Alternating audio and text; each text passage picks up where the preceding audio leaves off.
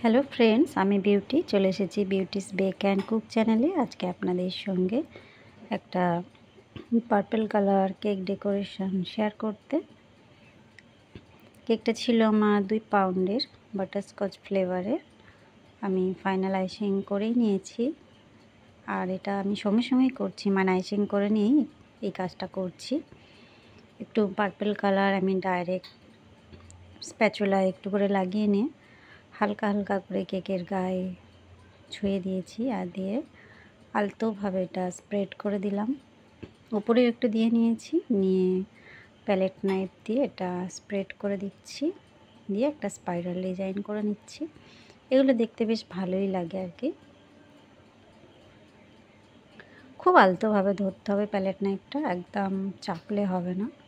এখানে একটা silicon brush নিয়েছি, নিয়ে আমি উপর দিকে টেনে টেনে দিচ্ছি। এগুলো দেখতে বেশ ভালোই লাগে, ডিজাইনটা একদম অন্য রকমের হয়।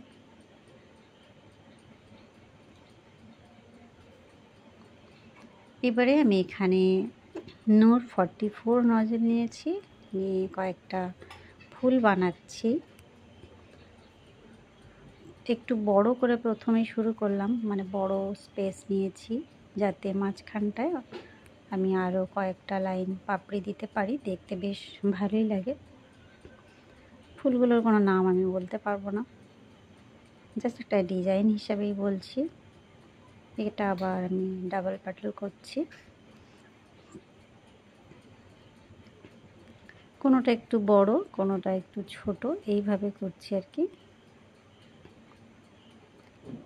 এই ধরনের ডিজাইনগুলো মানে যারা একদম সিম্পল কেক পছন্দ করেন তাদের জন্য একদম পারফেক্ট।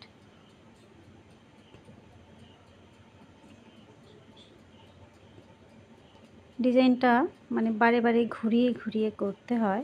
টার্ন টেবিলটাকে হাতে এই ধরনের ফুল বানানো যায় না, যদি সম্ভব হয় সেগুলো বাটার ক্রিম দিয়ে করলে তবেই হাতে বানানো যায়। আর সেগুলো ফ্রিজে রেখে একটু ঠান্ডা করে খুব সুন্দরভাবে তুলে বসিয়ে দিলে একদম যেখানে ইচ্ছা সেখানে বসানো যায়। আর হুইপড ক্রিম দিয়ে করতে গেলে টার্ন টেবিলটা ঘুরিয়ে ঘুরিয়ে ডাইরেক্ট করলেই সবথেকে সুন্দর রেজাল্ট পাওয়া যায়।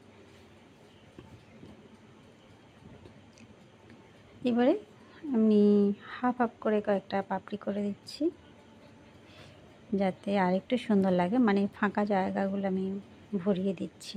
খুব বেশি দেব না, আবার দেখতে অত ভালো লাগে না। আমি সাইডেও কয়েকটা করে পাপড়ি করে দিচ্ছি।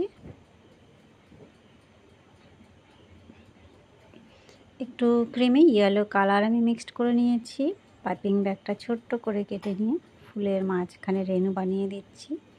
প্রথমে একটু করে ক্রিম দিয়ে নিয়ে সেটা টেনে টেনে উপর দিকে তুলছি।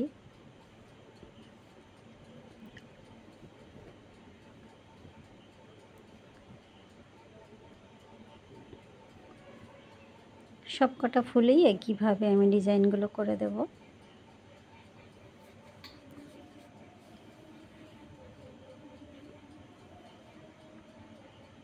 এই যে হয়ে গেল।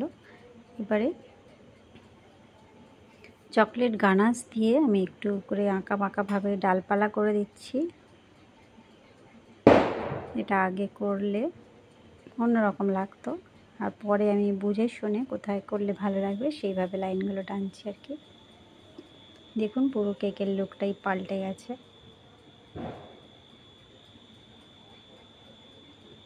গানাশটা একদম স্মুথ আছে, যার জন্য সুন্দর করে টানতে পারছি। এটা স্টিফ হয়ে গেলে কিন্তু এত ভালো করে করা যায় না।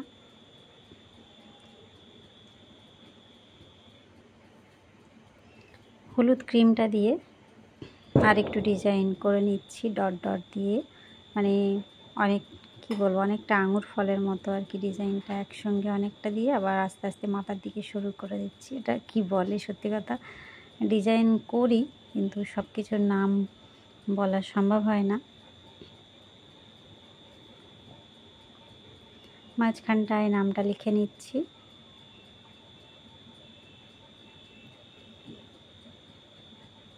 নামটা ক্রিম দিয়ে লিখলেও বেশি সুবিধা হয়, আর গানাশ যখন খুব বেশি কি বলবো টাইট থাকে সেই সময় লিখতে খুব অসুবিধা হয়, আর আমার সেটাই হচ্ছিল এখানটায়।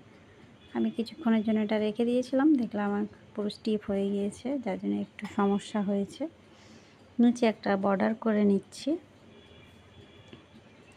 এটা হচ্ছে পাইপিং ব্যাগটা কেটেও করা যায়। আমি যে নজেলটা ব্যবহার করেছি একদম রাউন্ড শেপের ছোট্ট একটা নজেল,